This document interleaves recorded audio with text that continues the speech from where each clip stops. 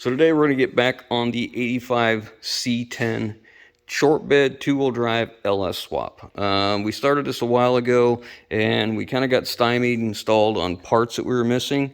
Since then, a long time ago, all the parts came in. I just have not got back to it. So now, in an attempt to clear up all the projects that we have started, not completed, we're going to get back on this and get it done. If you want to see how this has come along, it's in part of a playlist. You can check it out, all that kind of stuff. Today, what we need to do is start working on the cooling system and the transmission lines. The transmission lines are a little boogered up, not great. So we're just going to come down here at the bottom. We're going to cut them off. We're going to reflare those, and we're going to add on a new section and then bend them how we want them to fit up into our radiator. Before we do that, we need to get the radiator mounted with the new mounts that finally came in. Get this mounted in place, get it bolted where it belongs, and then we can start moving forward with making the transmission lines. I would like to get this thing as far as possible. Actually, I'd like to have it done. I'd like to get it back to them. I think most of the parts are here that I know we need. I'm sure there'll be some things we don't. I have to create something for an air intake. We have to do the entire fuel system. This was a carbureted truck, so the fuel tank does not have a baffle in it. So I ordered a new fuel tank, lock ring, sending unit, and a fuel pump to run the LS, fuel filter, and SUR&R parts, so we could build new fuel lines for it, so it can be all fuel injected. So that's where we're at. I'm going to start with the transmission lines and start moving forward from there.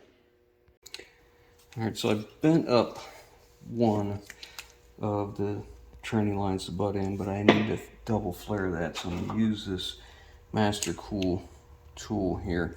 It creates a double flare, which is what I want. So you just put it in that die, and then you get that down in there, like so.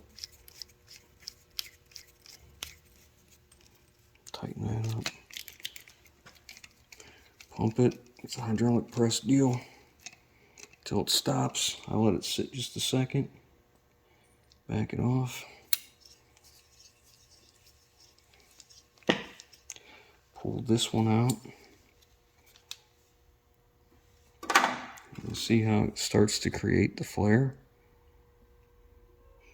It takes the tube from this and starts to do this. And then this next adapter is going to do this.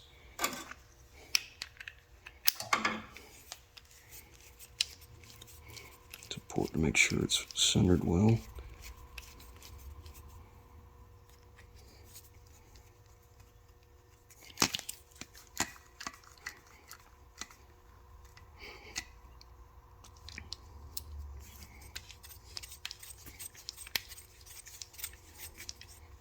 Pull this out, take it out of the two clamps, the dies that make it clamp.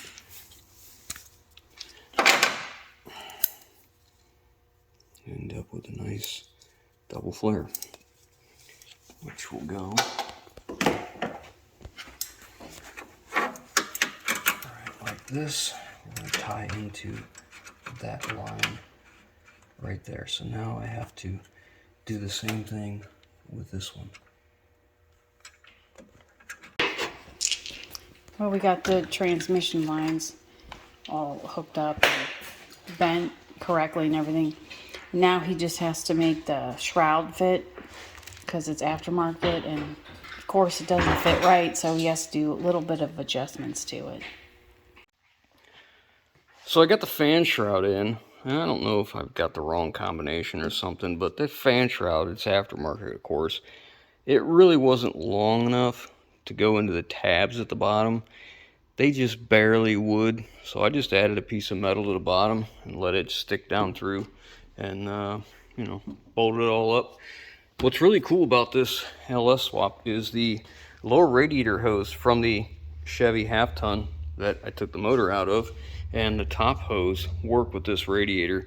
The only thing I have to do is this holder right here.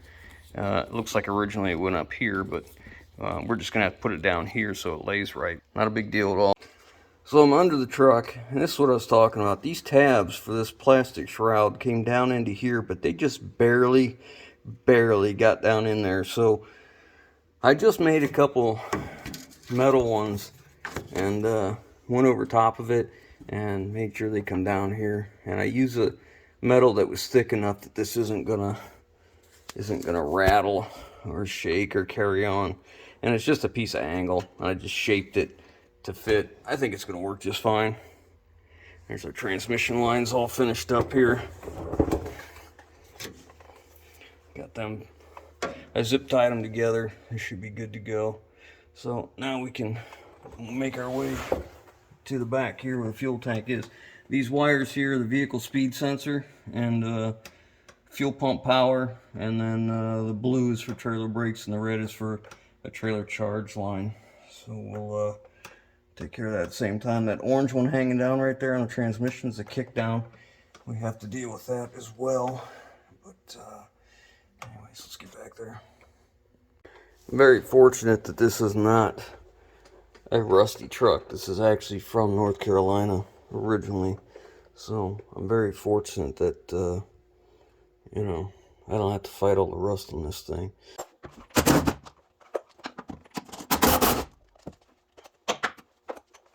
I got the filler neck disconnected, and the only left is the actual fuel lines, but I can't get to them. There's just no room. So we're gonna let it down a little bit.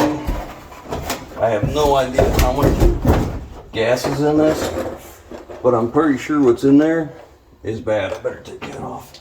The groundwater gets half.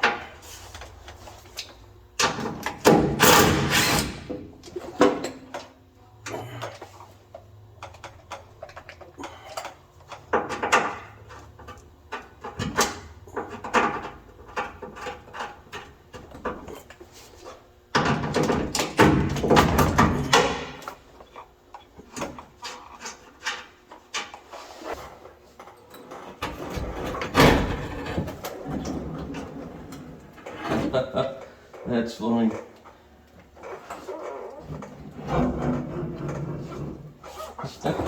I didn't even need to unhook the hoses, they all just fell off. That's perfect.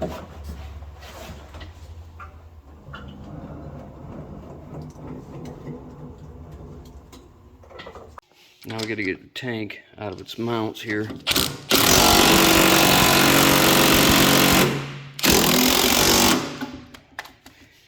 Oh boy. We got that out. Got some cleanup to do here. Looks like most of the insulators are in good shape, so we'll get to reuse them. You know, I've really dropped the ball on this project as far as, you know, how long it's taken me. And granted, I'm doing this for the guy who couldn't get it done by himself, but I really should have had it done by now. I just let other things get in the way.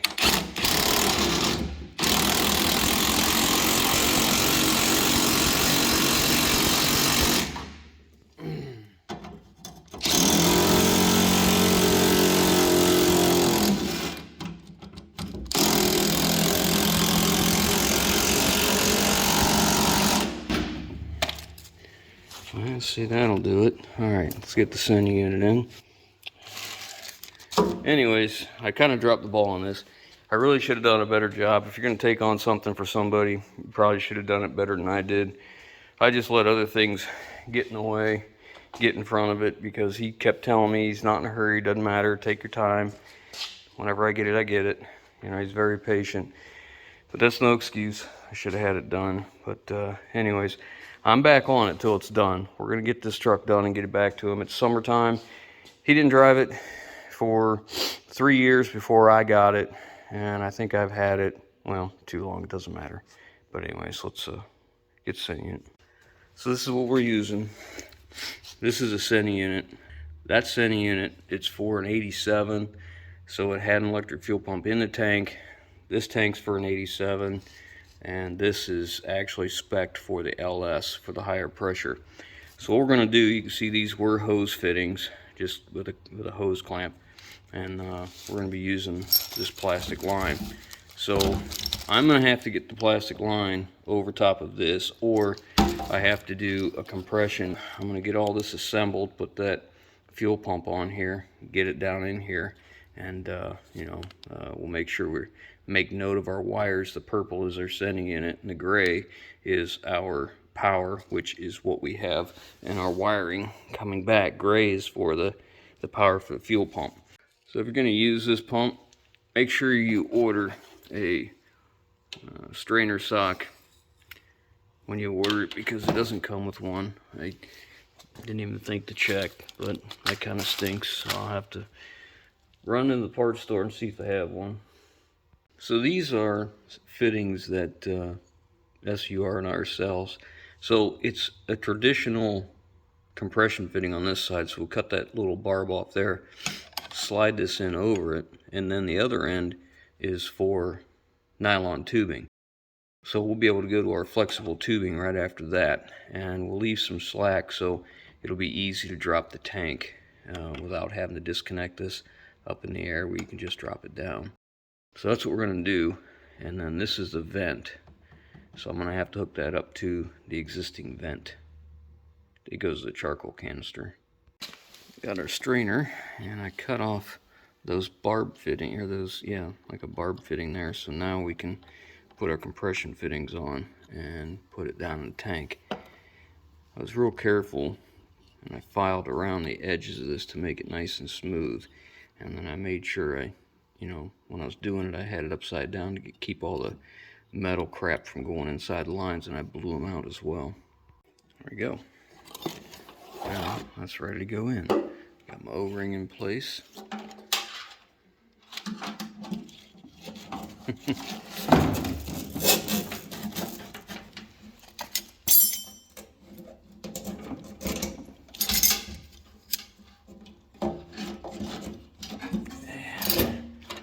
Keyway slot right there. That's where it belongs. Give me a brass punch. I like to use a brass punch on these, not a screwdriver. They never doesn't seem to do as much damage to it. Sending unit's in, my compression fittings are on. I'm going to get my lines ready to go in a minute, but I wanted to talk about this connector. This is 1987 Chevy. I believe they call this a weather pack connector. So I want this to be able to be serviced easily, disconnected, all that. So I ordered these blank connectors. You can get them online, and come with these are the female pins, these are the male pins, and these are the weather part, the seals that go around them. So we're going to take the wires that come from the truck, the sending unit, and the ECM that runs the fuel pump, and we're going to put them in one of these so that we have a factory style connector. I found this piece of red line, and it was really just a little bit too small.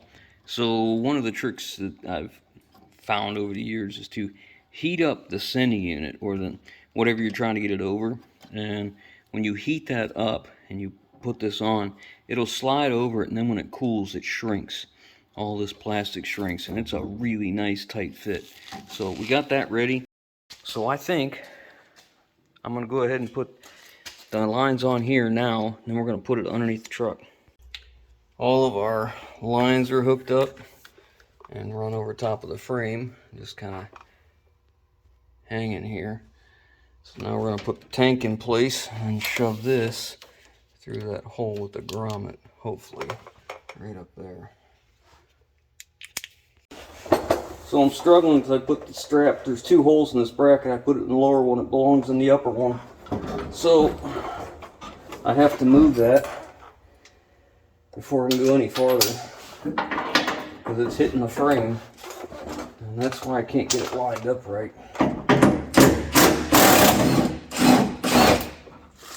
Seasoned veterans are probably sitting back when I was putting that strap on there and like, oh, there's a mistake. You're making a big mistake there, Junior. That's okay. We can fix it.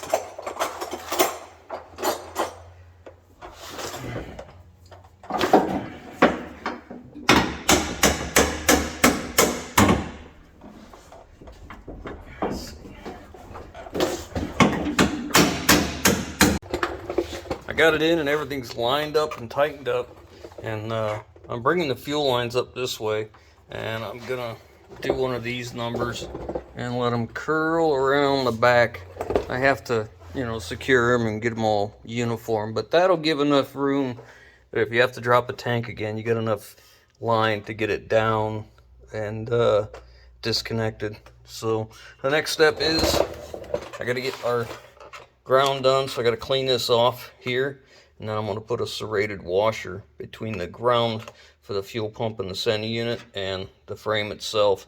And I got to put the filler neck back in over here, and I got one bracket right here I still have to put back in.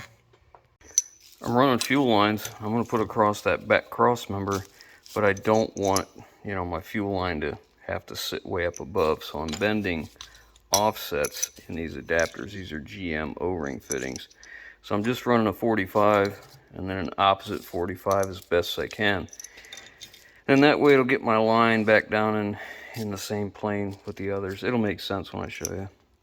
So this is what I was trying to accomplish. I wanted the fuel filter to be up on this ledge, but I didn't want the plastic line to have to stop here and then make all these bends. So we can make a lot of changes in that steel pretty easy.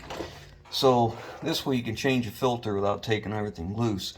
Now I also need to get a mount for this so it's not banging around. They used to use a plastic thing this snapped into. If I can find one, I'll put that on. If not, I'll probably come in the back of this cross member here and just give us a little slot for a hose clamp that, you know, we could tighten up on there. Should be fine.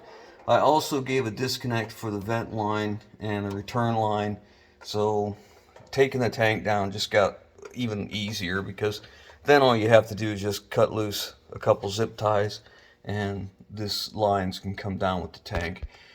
Now that we've got that done, we need to focus our attention on routing the lines to the engine. We're going to have exhaust in this bay right here, and we're going to try and eliminate as many possibilities for heat damage to these plastic lines as possible. So I'm going to cross over right here at this cross member, because the exhaust will come down in this area here. We're going to come up here and then go right up the back of the transmission. We're going to go right up here up to the engine. So I need to make a couple brackets. So I think what I'm going to do is come off of this bolt nacelle housing. I'm going to make a bracket out of a piece of angle and drill a hole in it so that we can get these lines up in that area real quick. And as you can see, it may end up touching. Maybe I use a lower one. Anyways, we're going to come up the back of that transmission. So I think the next thing to do is get all this extra line routed up there and get it all laying flat and correct, and then I can see what I got to work with. So I just took a piece of angle iron off that bolt on the tail housing, tail shaft housing, and drilled another hole this way so I could get a bolt through a wire loom clamp, and brought them over this way, leaving enough room for this to move around. Now the exhaust will be right here, so I'm thinking I'm probably going to get some of that foil wrap and put on these just to protect them. It wouldn't hurt anything for sure. If I was thinking smarter, I would have found that stuff ahead of time. It just slides over top of it, but oh well. It is what it is. We'll make a metal heat shield or something here to protect it, because right here with that exhaust, it's going to resonate on this. I mean, I'm sure this is rated for such a temperature, but you know, ounce prevention's a pound of cure when you're talking about gas lines and exhaust. And then I brought it up here and just kept them the same. And we're going up the dipstick tube here up to the back of the engine. My vacuum line for the transmission shift modulator was kind of close to here, so I rebent it and I stuck a insulator in there so it doesn't rattle. I hate rattles. Now let's go up topside and actually hook up the fuel lines, and once that's done we can get on the wiring. So I'm up here on top of the engine, and we'll get some light on here for you. And here's where our fuel lines hook up. These are a very easy kit to use. You put the clamp on first, shove this in it, And then SUR&R sends a tool to crimp this with. It's really just like end cutters. It's all they are. But I use this tool because it not only crimps it, but you see that foot right there. When it crimps that line, it squeezes this side and this side together, but it also pushes this side down and makes a really, really nice secure crimp. So I'm just gonna, you just push these on. It takes a little work. I find that if you hold the fitting good and solid and you wiggle the line on there, it goes on pretty easy. You can see that shelf right there. So once it goes on there, you get the clamp in that area and clamp her down. I've never had one come loose. And they're quick disconnects, you know. You drop the clamp, but anyways, you push in on that button right there and it releases and lets it come off of that right there. Make sure these are good and clean before you put it together. So now, last thing to do is to get the zip ties back around the back, make sure that we're not rubbing on anything, that the fuel lines can't move too much, and then if they move and vibrate, that's when you have trouble with rubbing holes. So I like to zip tie everything so it can't move. Give it places to flex where it needs to, but keep it really from moving. I got the wiring back here now. This is for that fuel pump and the sending units. The first thing to do is get the seals on here. It's better if the wire is really clean, but you know, this is 1985 stuff, at least one of them. So you get these on, and then you take these connectors and the larger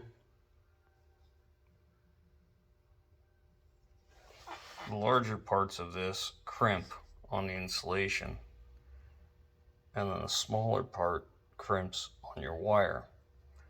It's probably not necessary to solder this, but I'm going to anyways.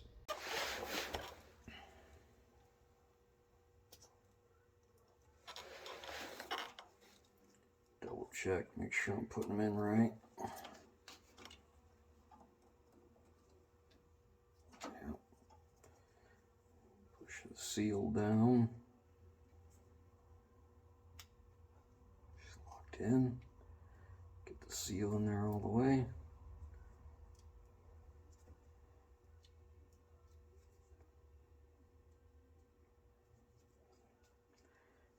Lock down the outside.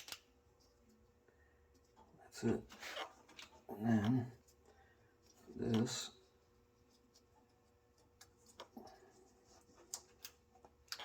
plugs into that. Now all I gotta do is loom some of this stuff. So I ran this cable here is a trailer brake, electric trailer brake control wire, and a battery breakaway charge line for a trailer. So I ran them with the existing turn signals and marker lights down the back, so it's all the way in the back. So I think we're pretty much handled up here in this area. Now we gotta move on to the vehicle speed sensor up here. This truck uses standard mechanical cable driven speedometer, but the ECM needs a vehicle speed input. So I ordered up one of these adapters, and it will interrupt the cable, and it will change you over to, well, interrupts it and then creates this pulse signal that the ECM's looking for. So it comes with all this horrible, nasty wiring down here, so we're gonna eliminate their bad stuff. Instead of having two splices, we're gonna cut this off, and then we'll splice on GM's better twisted pair right to it. The twisted pair is for interference because this is a signal, so if you twist it, you get less interference from everything else. So I've got it all soldered in, deoxed and heat shrinked, and now I'm going to put it in the loom. I'm leaving this cable a little bit long in case it ever needs to be changed out. We got more wire to solder to. I don't envy you guys that mess with this aftermarket stuff all the time, because the research and development and the fitment of this stuff is just fantastic. Anyways, let me get my wire loom in here, get this finished up, and I think I got O2 sensors to do down here yet, but after that I think we're about done down here. I'm gonna hold off on the O2 sensors because they go right in these little stubs here, and we're gonna be doing some welding, so ain't no sense in putting them in. We gotta build some exhaust yet. I mean, man, it's kind of a double-edged sword. I still gotta find something, make a heat shield here with my fuel lines. I gotta do that real quick. Now that I think the fan clutch doesn't need to come off again, I'm gonna use this Lisle tool and my air hammer just to tap it a few times to make sure she's snug. Typically these are, you know, threaded in such a way that as the motor turns, it would try and tighten it up, not loosen it, but better safe than sorry. I moved on to the accelerator pedal. So it'd been far better for me to use an engine that was drive-by cable. It would have made this much simpler, but I bought what was available and we'll just have to work with it. They make an adapter that adapts this pedal to use these mounting holes, so the original, so you don't have to drill any holes. That's great, but it doesn't change the dilemma of this pedal. You can see, now look how far this one's over and look how far it goes that way. So I have to manipulate this pedal anyways. So I can make my own mount. I don't think it's a big deal. I could just add another hole. I mean, two bolts ought to be enough if there's nothing in the way. We'll see. But what I need to do, you can see how far away that is and how far over. That's not going to work. It's really uncomfortable and it's weird feeling. So what we have to do is find a way to make this come back in line. Because this is, if you look at this one, it's almost straight with the center mark to the center of the pedal, and that's what we need this to be, and it needs to be down shorter. So my options are, I could cut this off, move it, manipulate this, or I can do what I'm gonna do, which is I'm gonna cut this off straight right here, and I'm gonna cut this in two right in the middle, and I'm gonna drill a hole down low here, come in the side of this thing, and get us where the bend is right up against this, and we can weld our pedal to this pedal, and that'll get us back to where we want to be with the proper arch and everything. Then I have to deal with this switch. This is a kick down for the transmission. It's electric, and it engages from 3/4 throttle to full throttle. So I have to get this bracket or a bracket manipulated on here that will, you know, work from 3/4 to full throttle. They make stuff out there, and I reach out to Justin because he does a lot of LS stuff. He found a kit that uses a TPS signal to supply 12 volts. It's for a nitrous kit. It's 150 bucks. I don't really want to spend 150 bucks on an aftermarket anything when a simple switch and a bracket can do. So once I get that in there and I'm happy with it, the next step will be to get this arm. I don't need this part, I just need this part to run this switch. So that's what I'm going to do. Now, once I tear this apart, there's no turning back. So I have made some reference lines on this, which you won't be able to see, out of black marker. So those are in the same plane, so that this can be the same if need be, and where our center line is to this bolt hole. I'm also going to lay it on somewhere flat and get a measurement from the center of that pin right there to the ground, so I know where we need to be when I weld it onto here, because we want that to feel like it did from the beginning, from factory. We don't want it to feel weird or odd. So, enough talking, let's cut it apart. So making comparisons, and the electric pedal at 0 throttle is 9.5 inches to the center pin pivot of the pedal. At full throttle it's 3.5, so we got 3 inches of travel here. On the mechanical, at 0 at idle it's 6, at full throttle it's 4, so we only have 2 inches of travel here. So that might come into play with that switch. We'll have to see how it works. So here's what I've got. I've drilled a hole and I had to kind of clean the bottom out to get this in here. So now I'm getting this set, so this is going to be at full throttle right now. I got it clamped down, and these two legs are two different lengths. Like this one comes off first, and because of our 90 right here and where we're at, we're gonna hit this. So I've got it spaced up, which will change this slightly. I think it's gonna be okay, but you know, when you're talking 0 to 1 volt in this APP, it's got 3 different sensors. One goes from 0 to 1, 1 to 0, and I think there might be one that goes 0 to 5, if I'm not mistaken. So it has 3 that have to all coincide to give you the right throttle response, so obviously there's not a failure.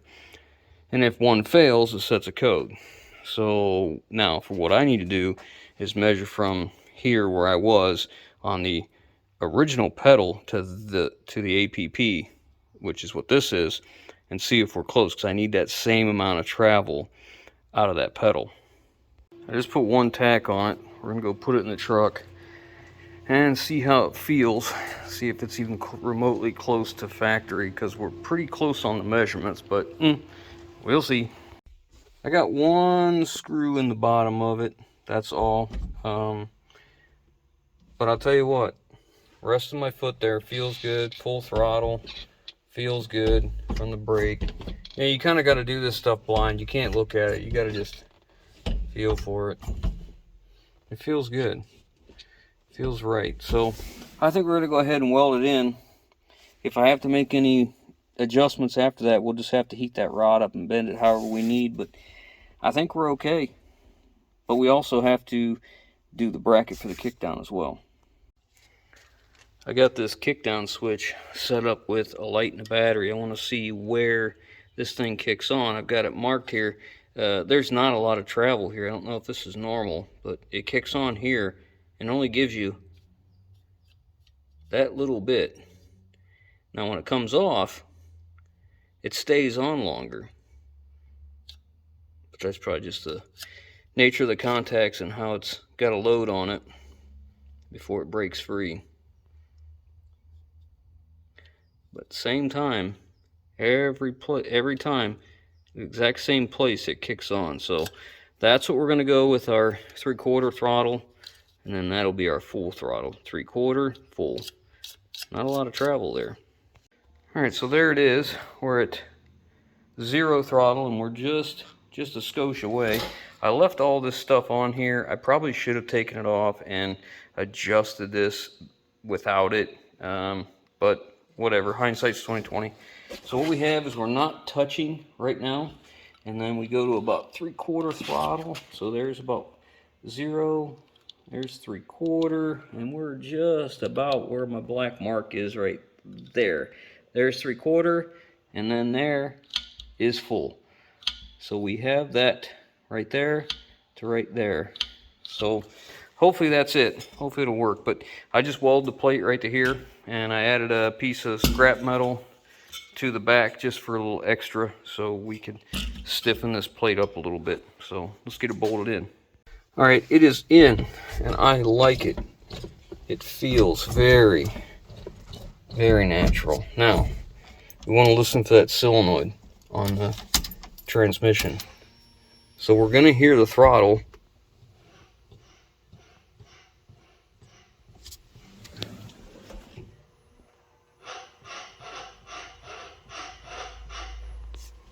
All right, so now we need to hear the solenoid.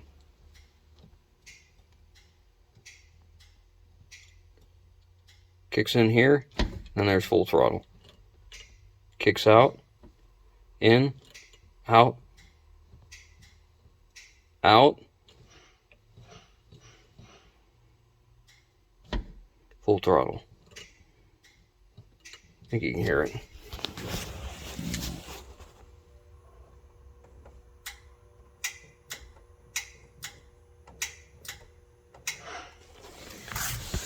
Okay, I'm gonna call that done. I got the keepers back in.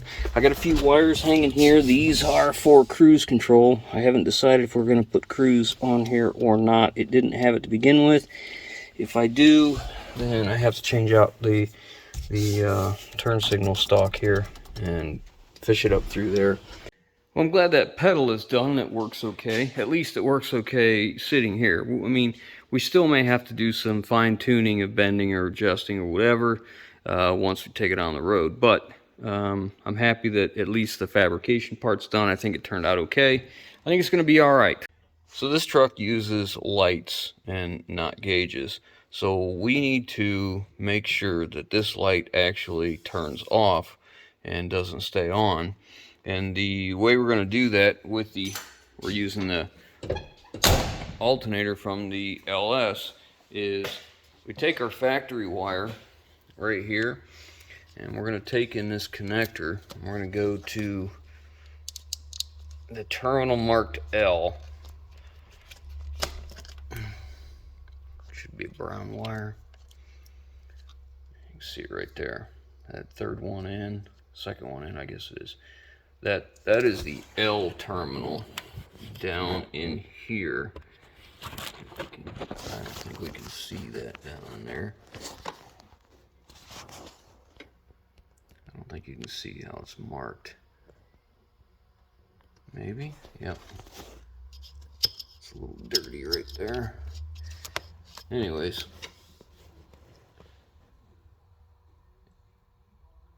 It's marked L.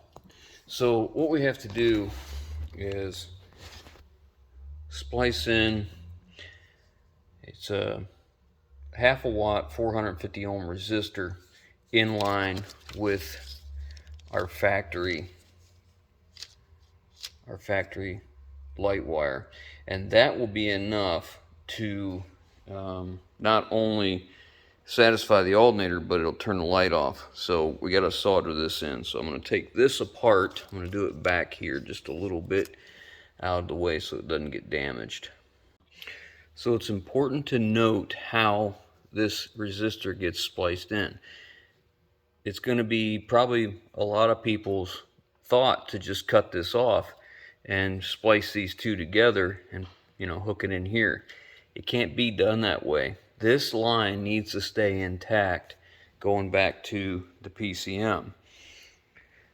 All we're trying to do is take care of a light. So we have to come off of that line like this and basically tee into it. So we don't want to take these two, cut them, put them together, and then hook them to the resistor, because then we're giving resistance to the PCM as well. We don't want that. All we want is this resistor on our line for our original truck. Got it soldered in, so next thing I'll do is put some deox on both of these and then throw some heat shrink over. We're going to take that connector apart and slide heat shrink over. Now, since this is such a delicate little thing, we're going to bring these two together for just a little bit, and then we'll bring it out of the loom for one and go to the other. We don't want that to break, and we want it to be stationary and not move.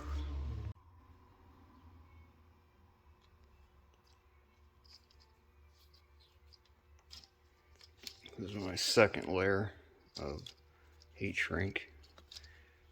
I have independent layers on the connections, but now I want to go over all of it, all the way down. There we go. Okay, I'll heat that up. Alright, we got it all loomed back together. Now we just need to route it the way I want it and plug her back in. I think I'm going to run it that way. Make sure that's plugged in good. That's all done. I actually was able to find the recovery bottle. It's been missing for quite a while. Never thought to look inside the toolbox in the bed of the truck. That's where it was. So that's all done.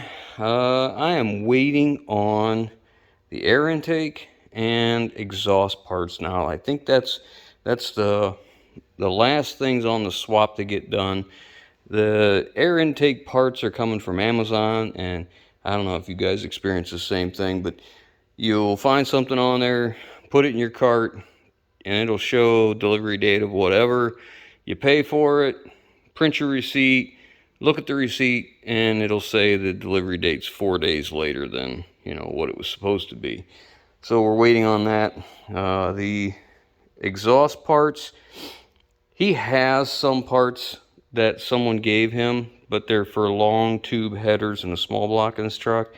So we'll be able to use maybe the mufflers and the tailpipes, because those haven't been used, but the front intermediate pipes have been used. I'm not sure if we can reuse them or not, but I've got a builder kit coming from Speedway Motors, and we're going to see if we can make something happen there. I called a couple shops, and they wanted from $700 to $1,000 to run this exhaust front to back, and I got to tell you, I just don't think I can justify that. So I guess we're going to try our hand at making our own exhaust, but for right now, we're waiting on parts again. I didn't think I would be. I was trying to stay ahead of the curve, but it is what it is. So I hope you guys enjoyed this part. We're getting close, making good progress, and we'll catch you on the next one.